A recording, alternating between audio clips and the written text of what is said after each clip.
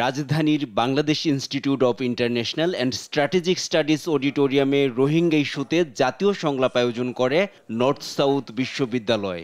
এই আয়োজনে প্রথমবার বিএনপি সহ রাজনৈতিক দলগুলোকে যুক্ত করা হয়।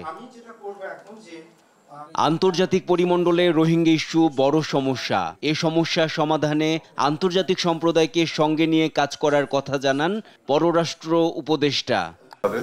অধিকার থাকতে হবে, মিনিং অন্ততপক্ষে নর্মাল ইকোনমিক লাইফ কাটানোর যে একটা পরিবেশ, সেটা তাদের জন্য থাকতে হবে। এক, দুই হলো নিরাপত্তা থাকতে হবে। কেউ যেন এসে আমার বাড়িতে আক্রমণ না করে, আমার মা বোনকে তুলে নিয়ে না যায়, এটা আমার নিশ্চয়তা দিতে হবে। এবং সেই নিশ্চয়তা মিয়ানমার কর্তৃপক্ষ শুধু দেবে একা, সেই বিশ্বাসযোগ্যতা মিয়ানমার কর্তৃপক্ষের নেই। কাজেই এখানে অবশ্যই আন্তর্জাতিক সম্প্রদায়কে ইনভলভ হতে হবে। রোহিঙ্গাদের টেকসই প্রত্যাবাসনে নিজ দেশ মিয়ানমারে তাদের অধিকার ও নিরাপত্তা নিশ্চিত করতে হবে।